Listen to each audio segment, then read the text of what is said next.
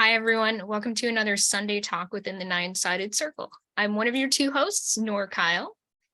And I'm the other one of your two hosts, Mushtaq Ali. Yay! So, if you are new here, we're so happy to have you. If you are someone who we get to see quite frequently, it is a joy to continue to enjoy your presence. Thank you. I guess What happened? Not sure what happened. you are screen sharing. That's what you're I don't doing. want to screen share. We're using some new technology Yeah. that helps us take notes of our talks. And Mushtaq is still kind of getting a feel for it. Yes. Zainab's here. Zainab, where are you, Zainab? Gotta make how? this, Because admit. yeah. Yeah, the whole thing over here went away, which I want to stop. Yeah. Bear with us, guys. Are we still? Yeah, we're still sharing the screen. No, we aren't.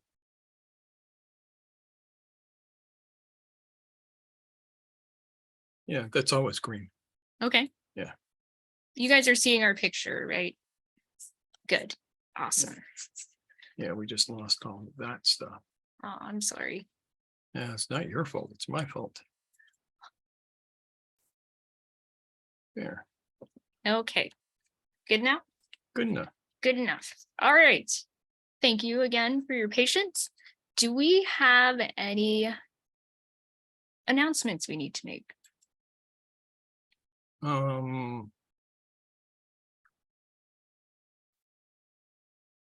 Not that I can think of. Yeah, I think at the moment we have some projects in the works, but we are going to hold off on sharing those until we are really ready to push forward.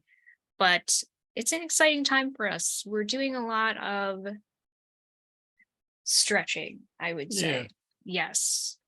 Getting out of our own comfort zone, which is always good for us to do. It's not a matter of being, the all-knowing teacher.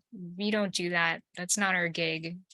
We are very much in process, just as all of you are.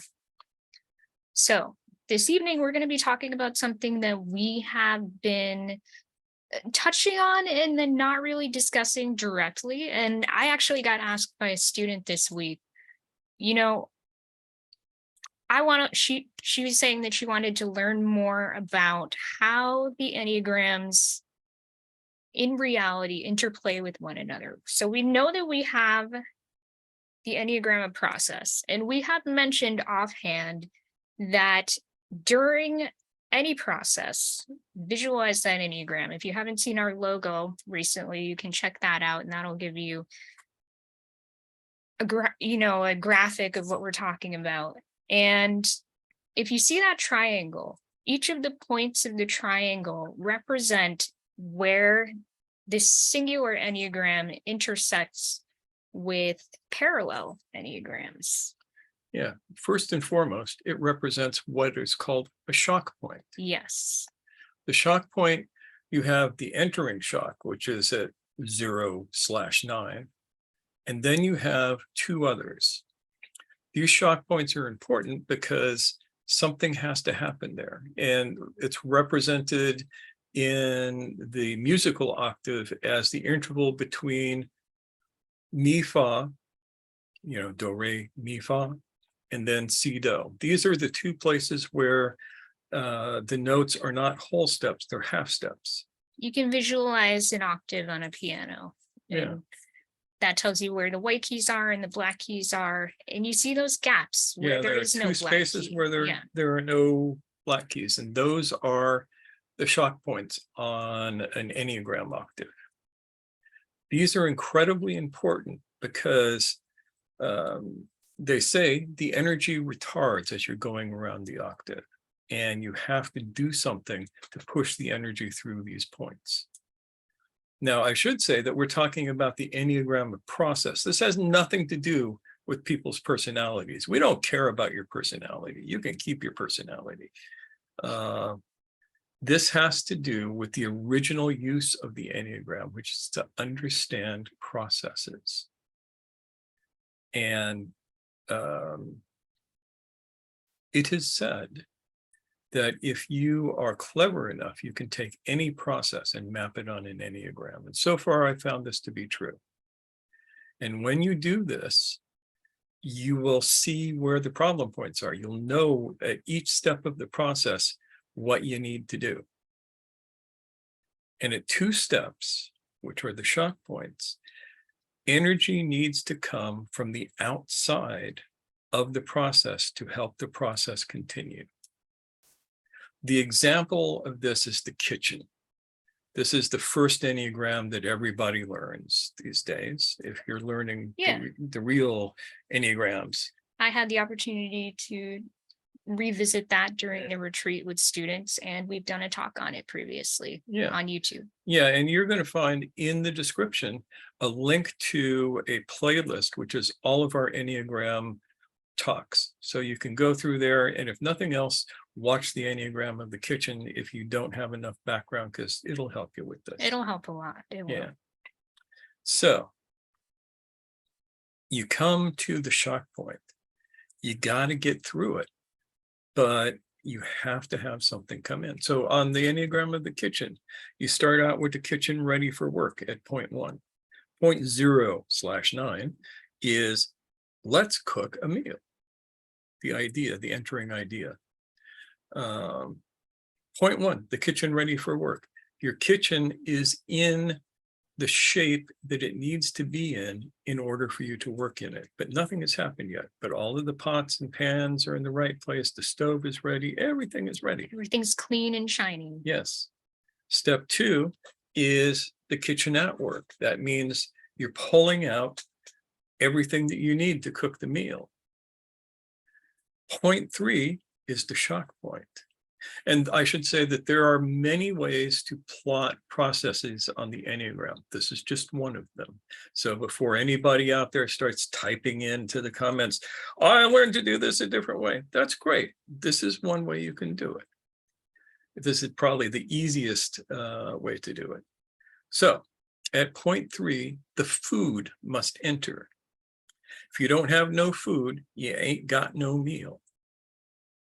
And the food enters from a different process. The food comes in from outside the process of cooking.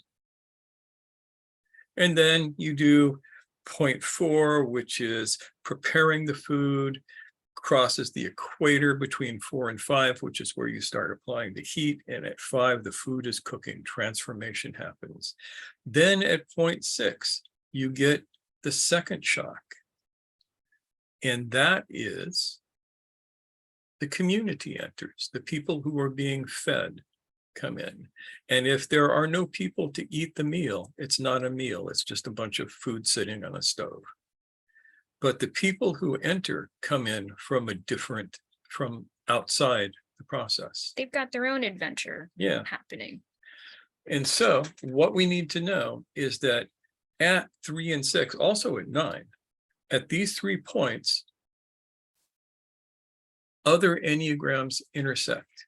And now this is where I'm going to pull up this image. Finally, we get a picture. Yes. Yeah, where'd it go? There it is. Okay.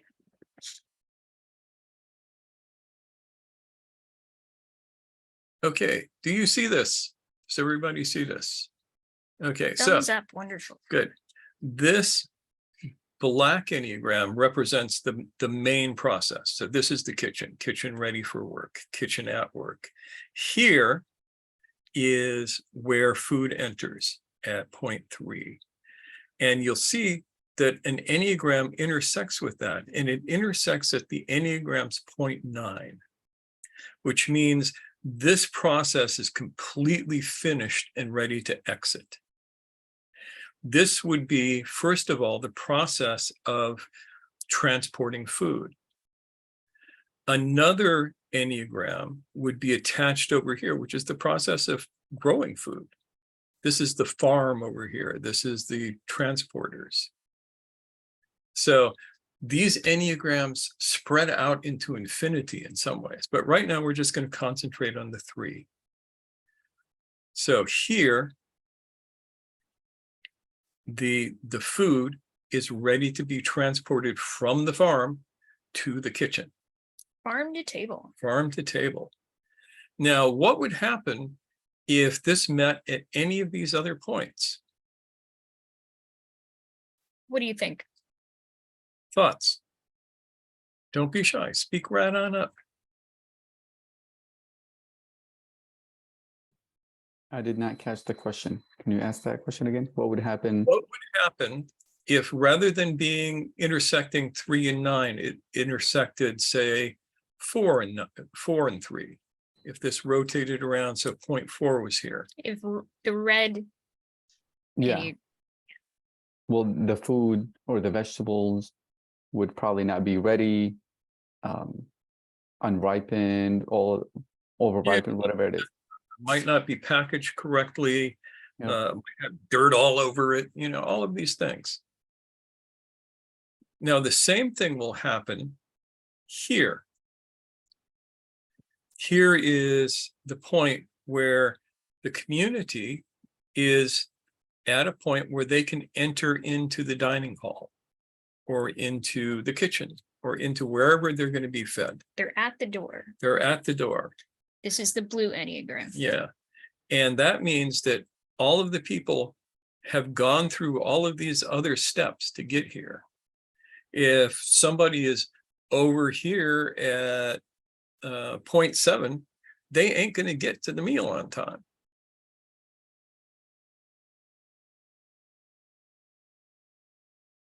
And here is the most interesting one in some ways, because this is the idea of cooking the meal, meeting the start of cooking the meal. This is the green Enneagram. Yeah, this is the green Enneagram up here. This means that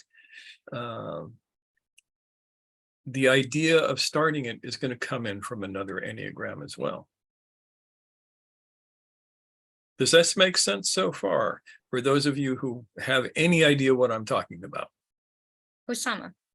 Yes, that does make sense. I am interested. So the green Enneagram, is that still an internal process because it's an idea? Yeah, all of Right. these are external processes, including the green one, external to this process, external to the black Enneagram. And it might come from you, it might come from somebody else. For instance, I had a student get in contact with me last week, and he had an idea for a teaching series. So this is him and I intersecting at this point. The black and the green. The black and the coming to green, me. yeah. So that was a shock for you because Yeah. this was an idea out of the blue, not Yeah. for him, but Yeah, for for you. me, it was Yeah. like, oh, what a good idea. I wish Yeah. I had thought of that, but no, I'm Like- going to steal it from you. Yeah. Suddenly inspired. Yeah. And it was inspiring. And it was exactly these 2 9 points meeting. That makes sense. Yeah. He had taken, just a nascent inspiration of his own and started to, this is our friend, our student I'm talking about. He had this inspiration of his own that he developed enough to be able to share with Mushtaq Yeah. in a way that was cohesive and Yeah. He brought it through a whole Enneagram to deliver it to me. yes. Same thing with this talk here. This talk came from Noor having this idea, which came from her talking with somebody else. Zainab, in Zainab, fact. Yes. in fact, yes. This is all for you, Zainab. Yes. And so, what does this tell us?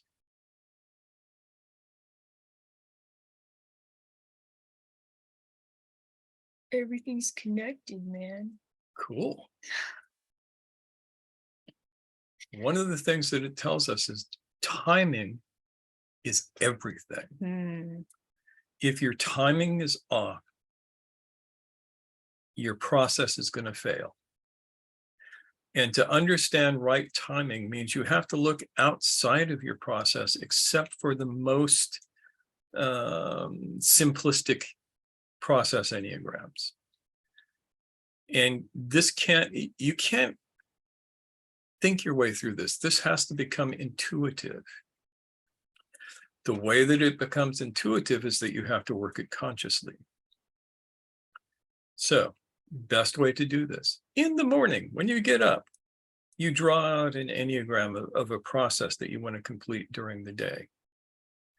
Then you ask yourself, at point 3 and point 6, what needs to enter to complete this? When you figure that out, you ask yourself, what are the Enneagrams of those processes, and how do I make sure that they arrive at the proper time? You do this every day for 6 months, and you'll start naturally just putting this stuff together. So a lot of brain sweat, and then it all starts working intuitively, because you have to train your intuition to see this stuff.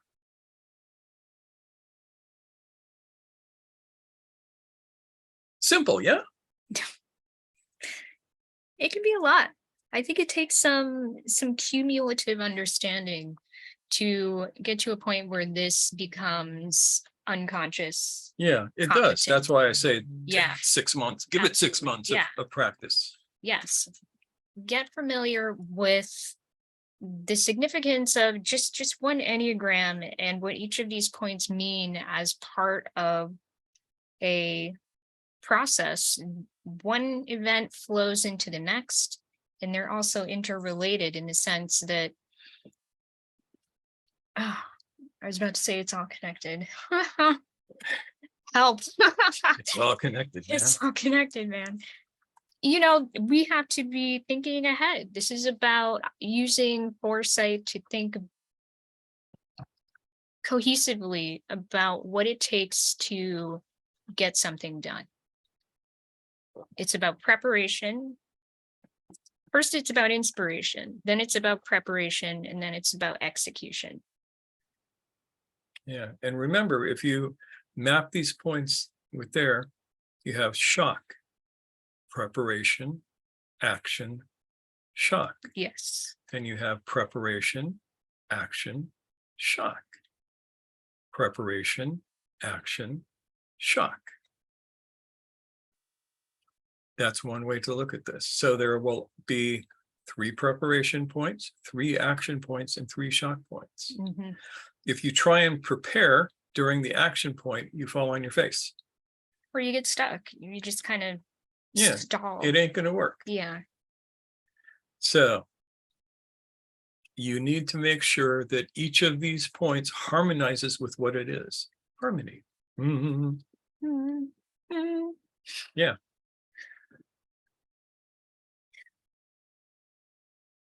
How are we doing so far? I'm throwing a lot at you.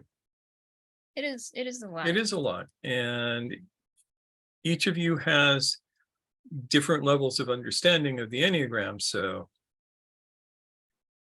And that's okay. I find that knowing that we're kind of trying to get everyone up to speed at the same time. Yeah. And we may or may not be so effective at that. But this gives you a taste. And I think this will be something to come back and rewatch. And this is actually a together. plot of ours to get you to watch more of our videos. Because in order to understand this, you're going to have to watch a few of the Enneagram videos. And then we'll come up in the standings, and we'll make a fortune and fame and all of that kind of stuff. Well, this is interesting stuff. And we find it to be a worthwhile practice for us. And that is why we share it. Do we have any more questions before we ramble on some more? Yeah.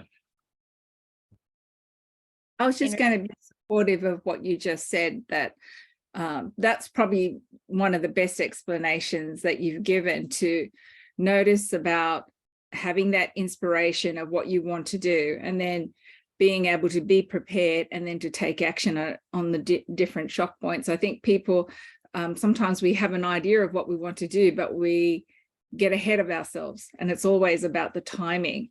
And so you watch people struggle with wanting a certain thing that they're focused on, but they forgot that you've got to do that. I guess I'm looking at my own injury of my shoulder. That was a shock. And I think, oh, okay, so what am I going to do about being inspired about what to do, the right processes to be able to take action. If I went willy-nilly, I could either go down the drug path or a surgery path or an exercise path. And it's always about, even, you know, I've just done some cooking this morning. If you know what you're going to do and you do your preparation, everything can actually flow very well. And if you are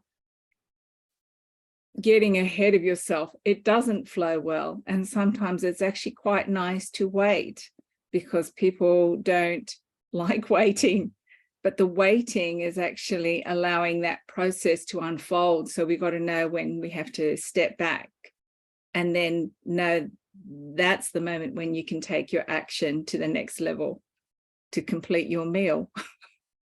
Yeah. Yes. Yeah, Do we want to like minimize the share screen? not yet, Okay. because I have to talk about Ooh. the moving lines. Oh, yes. Can't forget about that part. So These The- internal lines. Yeah. the internal lines will tell you. See, we can go around the circle. That's what you see externally. You see it from the outside. From the inside, and this is why the bee, and that is a bee, not a wasp. It is a bee from Egyptian hieroglyphic, and they are clear that this is a bee and not a wasp. So there. I've had this conversation, I don't know how many times. I know. Yeah. It's okay. Yes. So, I had to explain that to, well, not explain that to a housemate. My housemate wanted to know why I had a t-shirt with a wasp on it. yeah, And Yeah. you've given me the explanation now. Thank you. I figured it was some ancient stylized thing, and now that's what I needed. this is how the Egyptians stylized a bee. Mm. And probably the bees that they raised were a little bit more wasp-like. I don't know.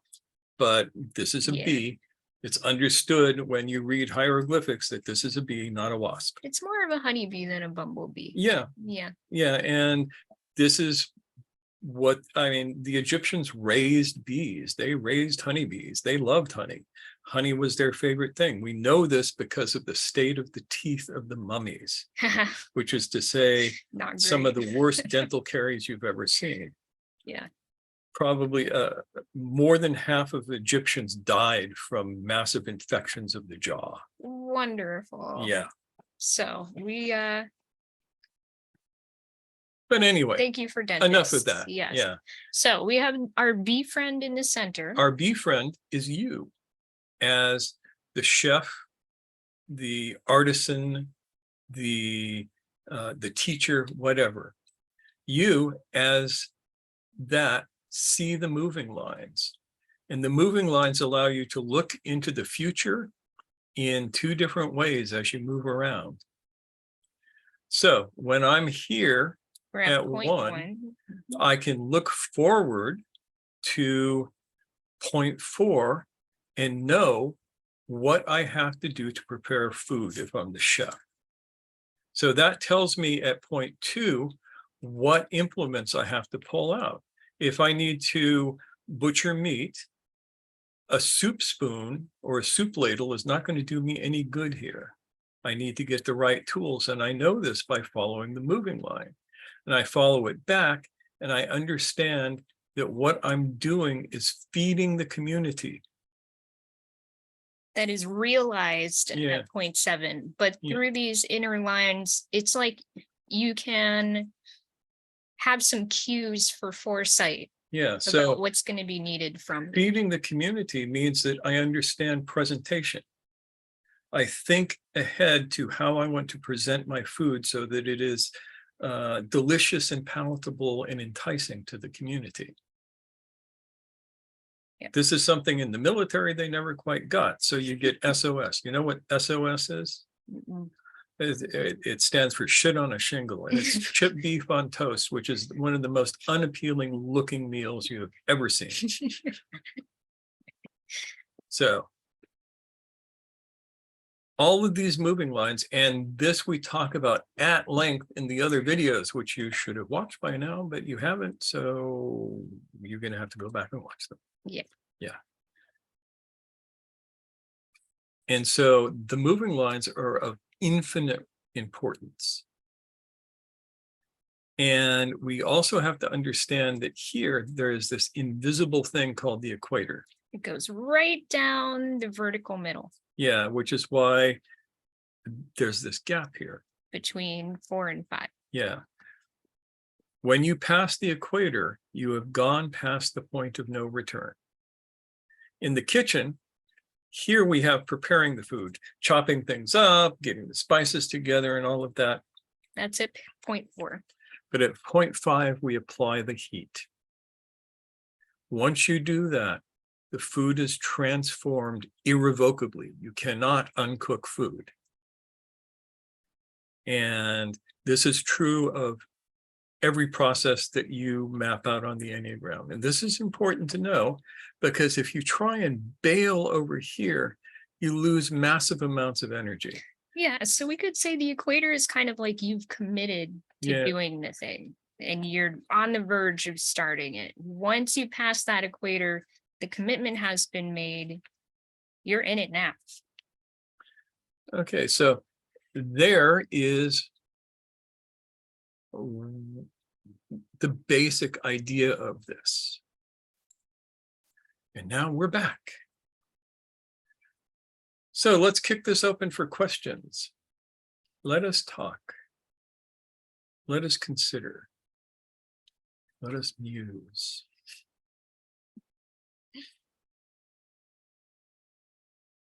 Don't everybody talk at once. We have Alessandro. and then Alessandro, yes. James. Yeah, so I was wondering in your diagram, the input for the central process always come from the 9, right? So the input always come from in order for the process to be correct, so to speak, the input always come from a 9. Yes. So also the other processes themselves have to come from a 9. I mean, the input, the shock point of the other processes also come from a 9. Yes. So the 9 is always the output to another process in a sense. Exactly. Yeah. Okay. I think we can imagine I mean, for some people, it helps to imagine a circle. For me, it helps to imagine a spiral because it's like you're entering the process and then you're spinning outward into the next thing. It's And not then- just cut off there. Yeah. And then the 9 of the cooking, for instance, becomes an input for one of the Enneagram, can be an input for one of the Enneagram that participated back in as an input for the cooking, right? Because, for instance, I give feeding to people that then go to work to produce food. Yes. Sure. Yeah. Yeah. Mhm. So you have that. You have the Enneagram of digestion, which starts at 9 on the Enneagram of the kitchen. Because your body has to do something with what you've taken in. It can't just sit there. So that's a whole different process. All of these are open systems. There are no closed Enneagram systems. So it never ends Yeah. there. And that avoids entropy. Yes. Thank you.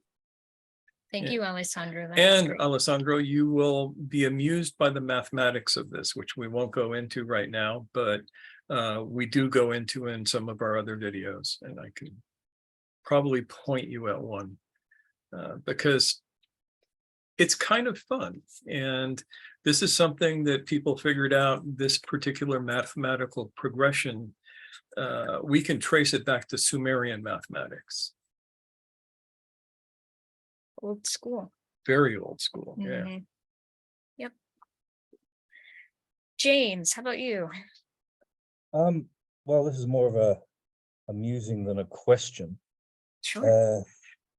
Well, it's just when Noor, when you said that it's all one man, so I suppose I'm contrasting, and it's more of a case of contrasting attitudes.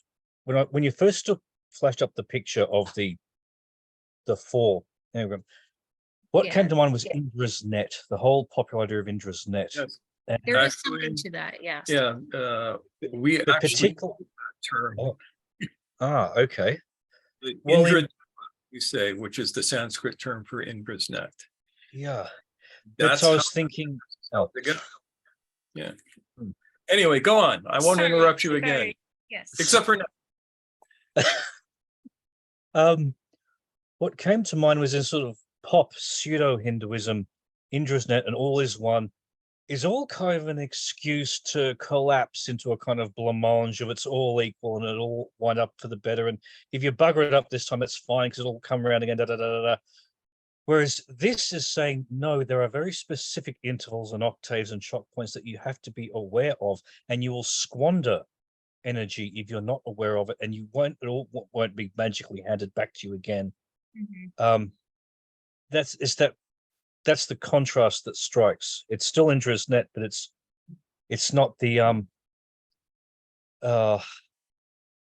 whatever cliche you want to use, the sort of hippie stoner is all one. Exactly. It's a understanding of Indra's net, which is, it's all one, but it's specifically one in particular ways. I mean, if you make a net, there are places in the net where you have to make knots. And you can't just do it willy-nilly. Otherwise, you get something that will not catch fish.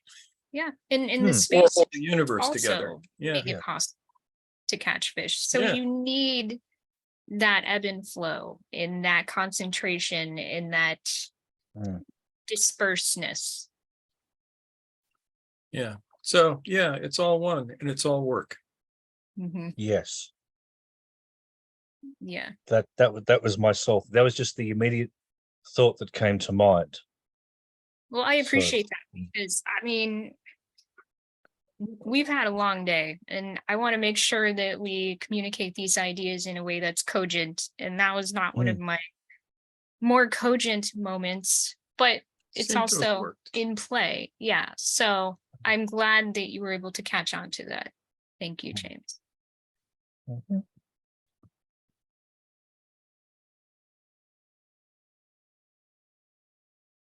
So more thoughts. Yeah. Zainab, has this been useful? Was just hoping to call on Zainab. Yes. Yes. I had a question. Could I do understand the shock points and the entrance of the energy.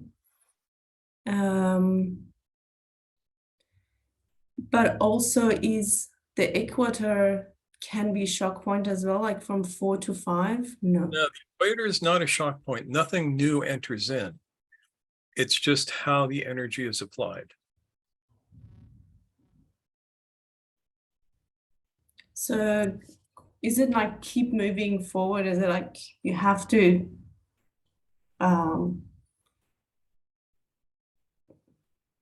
like I'm happy that you actually mentioned the intuitiveness to it, because sometimes you know that you have to go through it, but you're not sure where it is. But I think with 4 to 5 is quite intuitive, that I just need to push forward.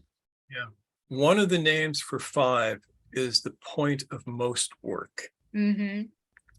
And so you know when you're getting to 5 because you realize, holy crap, I have to sit down and do the work. Yeah. It's also called the dark night of the soul, because if you're working on yourself, this is where you get to dig through all your shit. It's where you feel like, is this even working? Is anything happening? Because it's just feeling like more of the same. But or you're being cooked. Yeah, we like that one too. That's a very, our teacher used to use that a lot. But it is, as you said, it's one foot in front of the other to carry you through it. Carry yourself through it. Yeah. And it's almost like a new language. So as you speak it more and you know the alphabet of it, then you can start speaking it. Yeah. Yeah. You start to develop that confidence that this is actually happening, that things are actually coming together. But it can be a slow start. It feels like a slow start. It feels like no progress is being made sometimes when you're, as you say, learning a new language and starting from the very beginning.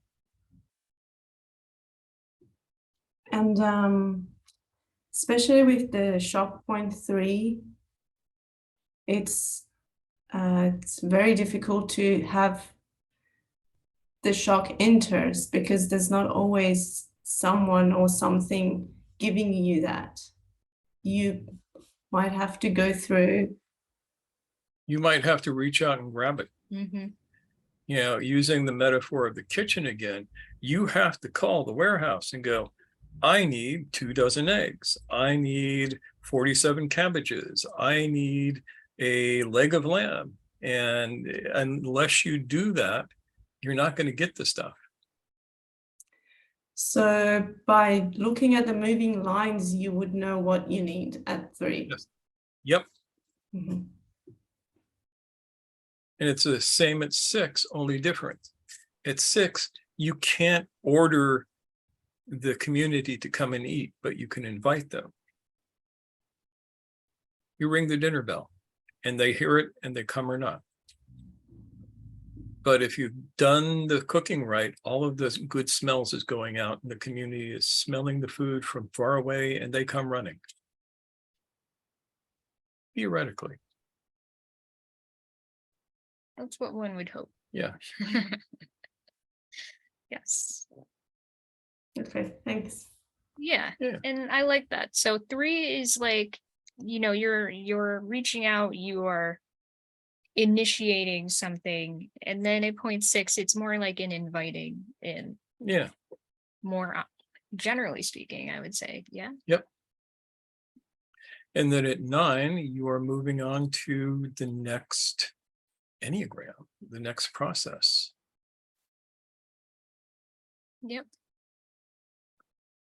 Inspiration and satisfaction in 1. Yep. Brian, what do you think? Have we completely confused you?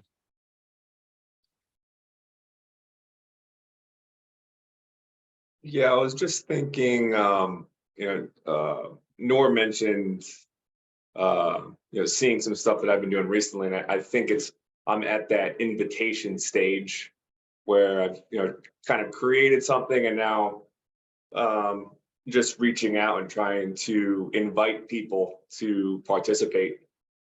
And I know, is there a relationship between shock point 6 and surrendering?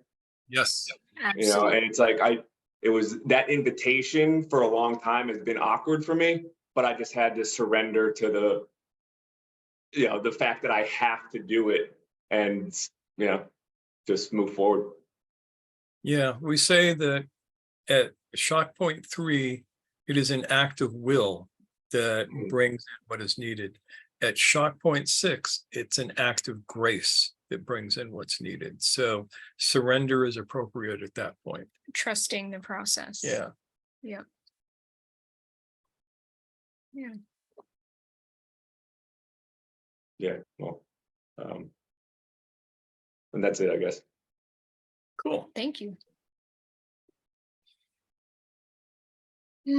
Osama. I have a question. Can the process be done without the bird's eye view, without knowing what the completion is, what each step actually requires? I have the intention. I know next step is preparation. That's as far as I can see. I'm at preparation. I know I need action. That's as far as I can see now. What's the significance of the bird's eye view, of the eagle's eye?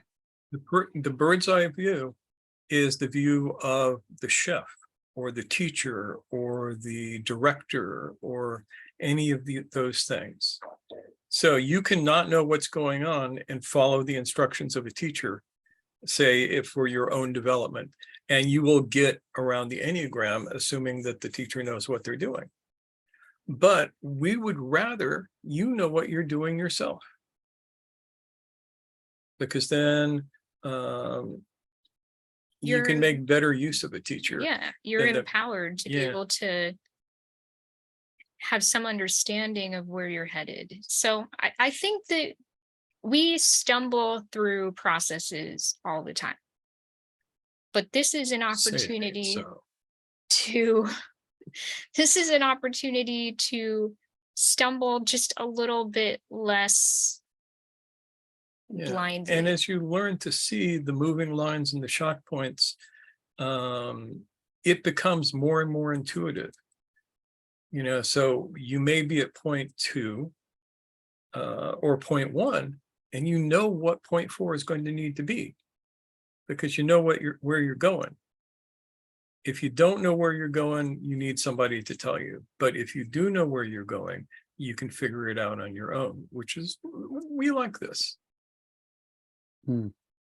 And how does the process deal with unexpected Those things are the that shock come about? points, man. Those are the shock points. The shock points are often, the shock points are like the Spanish Inquisition. Nobody expects the Spanish Inquisition. It just shows up at your door one day, and there you have it. So this is trying to help you expect the Spanish Inquisition. In a manner of speaking. In a manner of speaking. Yeah. So instead of being totally blindsided by, oh no, I forgot that I needed to order the thing, you realize that this is what's going to be coming up. And even if you can't fully see what you need to get through the shock point, you at least know that it's coming. A sense of it. Yeah. Yeah. And same thing with the surrender. There is a point in everything we do where we kind of just got to let the thing happen. And if we can't do that, it doesn't happen. So that's another thing that we can expect to be coming around the bend at some point. Yeah, thank you. Who haven't we heard from? Randy, how are you hanging in there with this material? It's always interesting to hear a new way of interpreting. It's something that is viewed by some as a representation of the universe or just a very sacred model.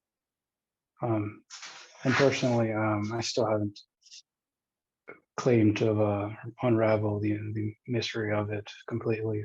So it's very useful to be here. Good.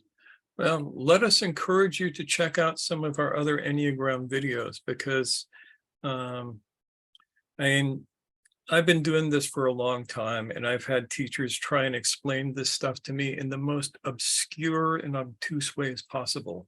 And we're trying to figure out ways to make it a little bit more straightforward. And you can perhaps tell us if we're succeeding or not. Yeah, every time is kind of a different approach in certain ways. Yeah. Kenya, how are you doing? It's a lot to wrap my head around. It's really causing me to expand in new ways. I feel a lot of and I'm still trying to wrap my head around the new way of looking at Enneagram, but I think that this is part of the process, so to speak, to be symbolic and literal at the same time. That part of the process is going through the unknowing and being comfortable with that, and then teasing out meaning where you can. But I am always on the lookout for different systems that can bring awareness and bring me peace and help me to understand better. So I'm super interested. Very cool. Yeah. So we'll definitely hook you up with a link to the playlist, and that should help kind of take this into more bite-sized chunks. Yeah. Yeah, I was feeling pretty lost, but you guys are good at explaining it. There are lots of examples you give that are clarifying it to me little by little. Thank you. Yeah. And hopefully, we have a great collective here of people who have done work with the Enneagram over the years, or just have really good insights into, what is needed in getting things. And I think that helps piece together these metaphors and anecdotes and things like that help clarify something that can be a little You want to say hi? My nephew wants to join the Zoom call for a second and show his beautiful face. wait, what is it? Who is it? What is it for? It's for knowledge. weirdo, total weirdos. Thanks, Thank Ken. you. Are you in the forum? No, I don't think I've been in the forum. I'm part of the group on Facebook. That's yeah, the forum, that's the yeah. forum, yeah. So Okay, I right. put the link to the playlist on the Enneagram when I post this video to the forum. So Should be, pop into it and you'll find it. yeah, easy access. Yeah. Okay. Thank you so much. Sure. All right. Anyone else? I think we have been lucky enough to hear from everyone at least a little bit. Now, have we heard from I don't think I said anything. yeah, I was just Oh, I was I'm just so sorry. I'm so glad you spoke up. Yes. Yeah.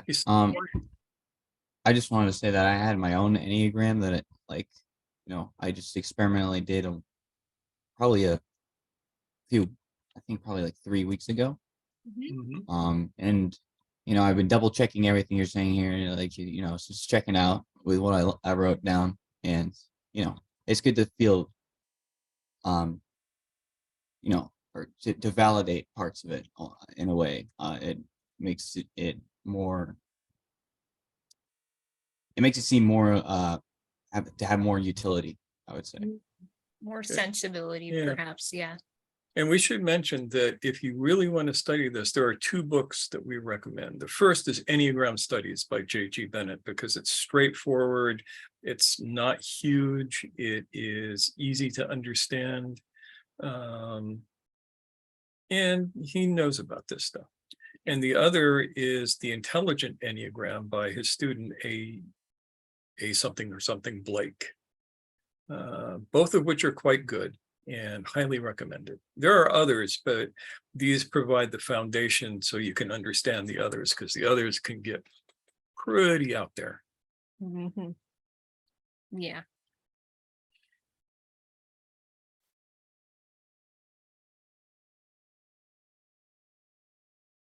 So one thing that excites me about this material is just how it really helps us visualize, as James was saying, this Indra's net thing. Everything is integrated. Maybe not everything is the same one, in a sense of just this blob of lack of form and flow. But when we see all of these Enneagrams laid out together and we envision each one connected to so many others, it really helps us understand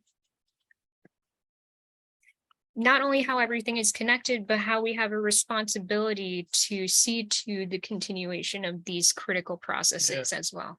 So you can say everything is connected to everything, but in particular ways. It's not random.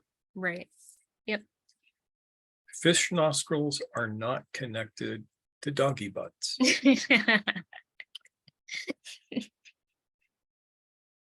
Nope. And that's fine. And that's likely as it should be, right? So if anyone asks me what I learned today, that's what I'm going to say. Fish nostrils are not connected to doggy butts. That's the mystery the Sufis revealed to me. Yeah, that works. I like that. I may make a t-shirt that says with an Enneagram. With an Enneagram. Oh my God. All right. Lovely. Can't wait to see that merch. All right. Do we have any other last thoughts? Do you have any last thoughts, Mushtaq? This requires a lot of study. This is just scratching the surface of it. So it's okay to be overwhelmed. You can always revisit this. Like I said, our other videos help you break down all the preliminaries and break this into more easily digestible chunks. But if you get super into it and want to do learning on your own, as Mushtaq said, you have those 2 books. You have Enneagram studies and the intelligent Enneagram to And go you check have our out. videos. And don't forget about us. Yes. Yeah, because we work really hard on being as lucid as possible and dumping all of the mysterious stuff and doing away with the Enneagram as object of worship, because it's not. As I like to say, the Enneagram is a pre-electronic computer for calculating process. Mm, yeah, I would put it more artsily. I would Yeah, probably you would- say you would, yeah. it tells a living story. Yeah. Yeah. And it is the universal hieroglyphic, because if you're clever enough, everything works with the Enneagram. Mm-hmm. Yep. And with that, I think we should end there. So let's switch over to Brady Bunch mode. Voila. All right, folks. Thank you, everyone. Take care, and we will see y'all next time. So good to see you all. Yes. Bye. Bye.